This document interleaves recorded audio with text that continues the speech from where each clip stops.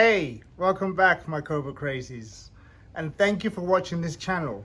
I'm on my way to getting 100 subscribers, so please subscribe to the channel, tick the like button, and I will do even better videos in the future. Today you will see that I have fitted the gearbox to the engine. So if you want to see more, play that clip. I've got these 3 jacks under the gearbox. The engine is too straight, so I have to loosen the exhausts and tilt the engine backwards slightly so it is at an angle. The reason being, I don't have much clearance where the gearbox goes up to the chassis. There isn't much clearance. So that's the next task I have to do.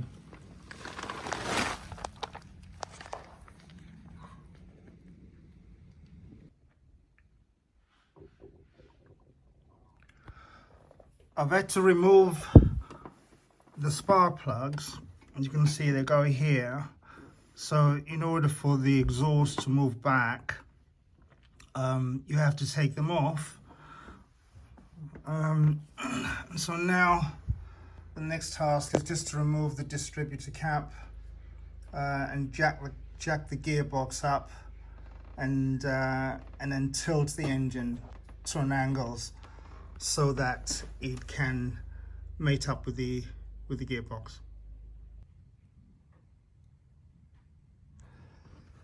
Yes, you can see the gearbox there approaching the clutch, and you can see that the angle of the gearbox is too steep to actually mate with the engine. So therefore the engine has to be tilted back, and that's my next task now. And you can see here I've removed the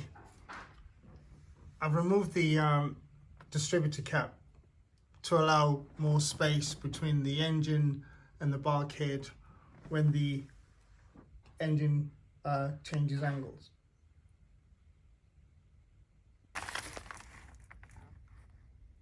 Okay, so now that there's better clearance up on the engine bay, if I lower the engine, you can see it goes down and the angle is a bit better now. So I think all I have to do now is raise the gearbox a little higher at the back and then push it forward.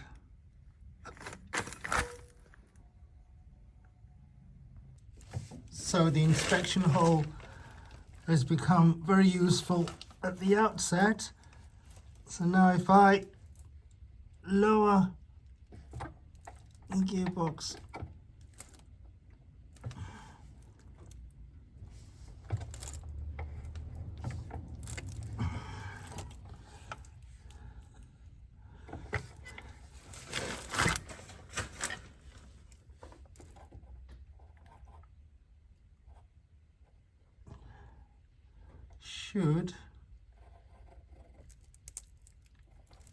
there you go.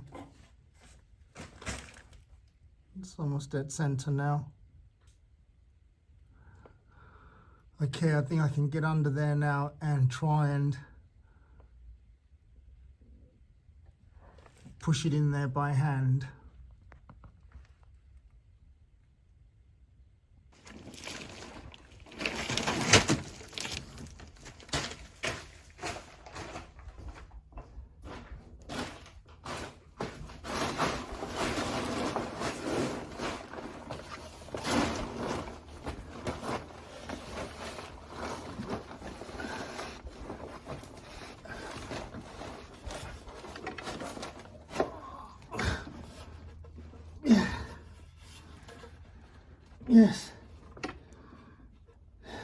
Yes. Okay, the gearbox is in with the engine now.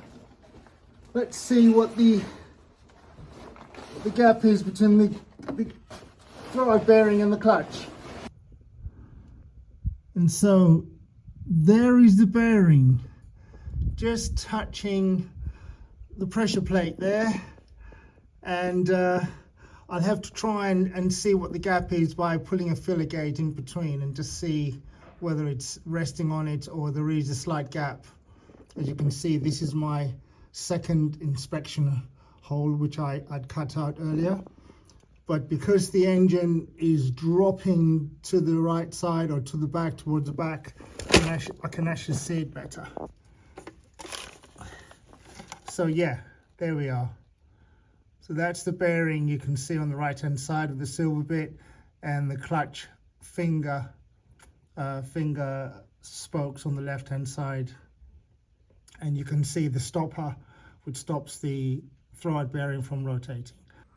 I'm using a filler gauge with metric and imperial. This one is a 0.25 millimeter or 0.10 of an inch. So I'm going to stick that in between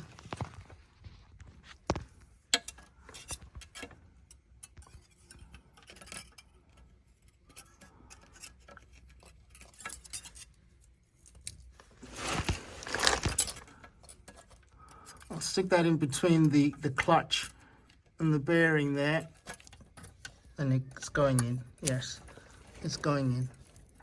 So you can see, and it's just snug. I can just feel it resisting a little bit, but there is a gap in between. The gap mustn't have been too big, and as long as it's not resting on the clutch and operating on it all the time. So I think now we're good to go. Okay, now I'm applying lock thread onto these bolts. These are the bolts which are going to hold the bell housing up into the engine. So I don't want them to become loose. I'll do each one first. Just a lock thread down.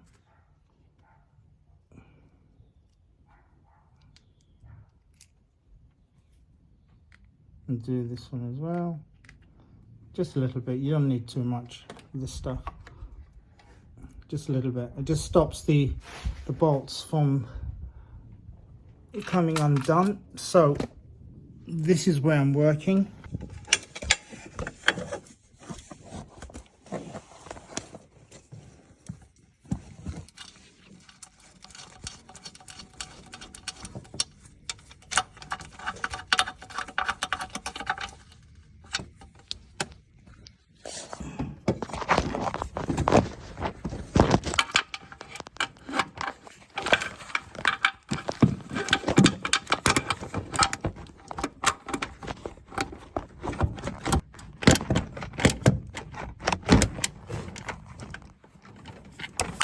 I'm now replacing the gear stick because I had to remove it in order to get the gearbox out of there. So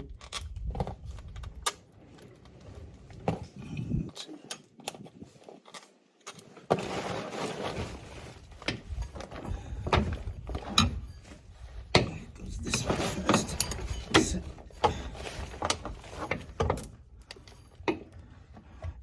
It just makes it easier to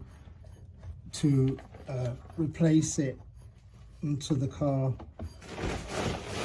place the gearbox back into the car. So that's it. That's in. Okay, and these bolts on here. These are just 12 millimeter bolts. I'm putting on here. And there are 6 of them. So it was easy to do it now. Now, when I did this before, the tunnel was not on the car, so it was easy to work from the top. So because I'm working from the bottom, I'm actually doing this now before jacking the whole thing up to the car.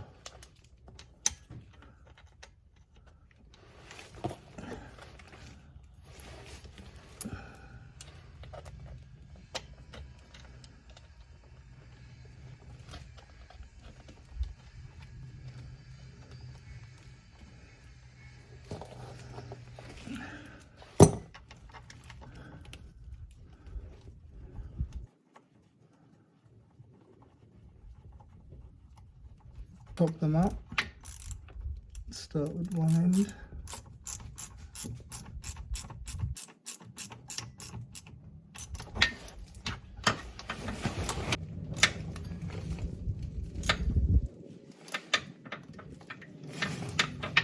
Okay, that's the gear stack fixed. The bolts for the bell housing have to be torqued up to 25 foot-pounds, which is what the torque rate has been set at. So I just keep, yeah, it's 25.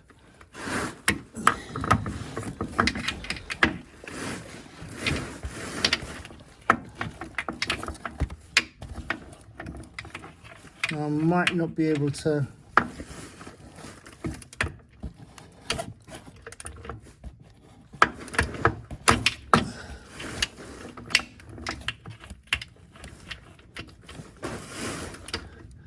because the car is so low on the ground. I don't really have much clearance for this torque range, so if I can't, I'll just have to do the best I can. But 25 foot-pounds is not very, very, very tight. So I'm fixing the starter motor. That's where it was.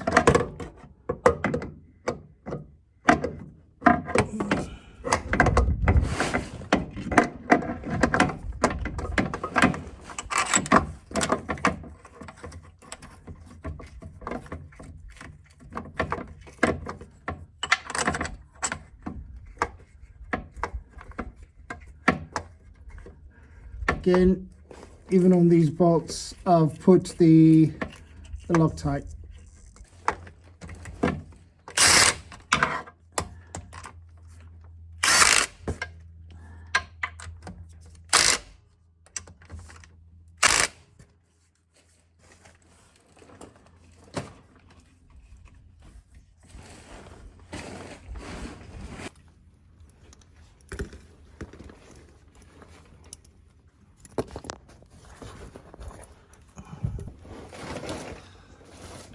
That's the starter motor connected up. I'm filling up the oil now, the gear oil, and I've got the canister here, and this is the hand pump. And then you just screw this in onto, that's it, and that goes on there. And then we stick this into there, and here we go, and we pump away. You can see the oil is coming out now. Come on.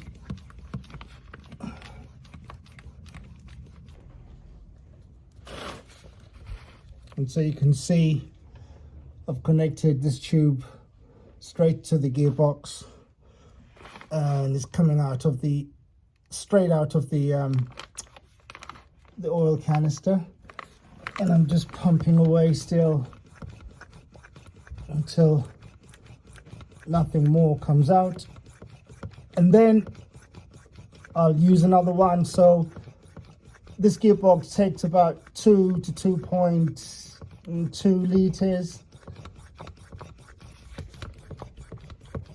This is tiring, so maybe next time probably better to get an electrical one. I don't know. I think it's full. Yeah, I think it's full. Right, I just want to put the plug on there. Yeah, yes it is. Yeah, it's coming out a little bit. Just plug it up and it's done.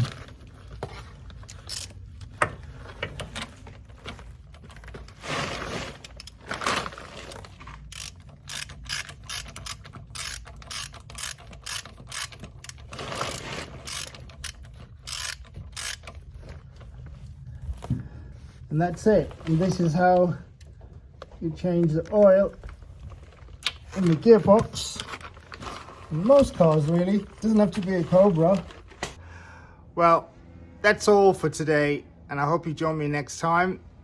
And in the meantime, please subscribe, share this video, stay safe, and most of all, stay crazy.